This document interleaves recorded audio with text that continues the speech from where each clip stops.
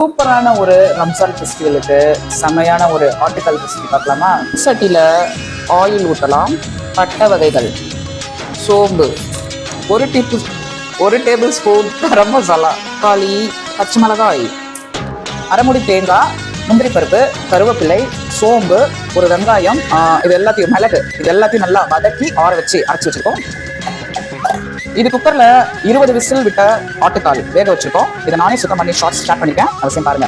ஆப்பம், இட்லி, பரோட்டா, நான், குல்ச்சா, ரோட்டி, ஃபுல்கா எல்லாம் கலக்கி பை.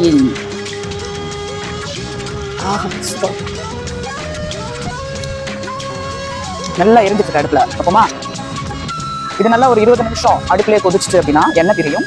சூப்பரா சாப்பிட்டு ரம்ஜானுக்கு என்ஜாய் பண்றேன்.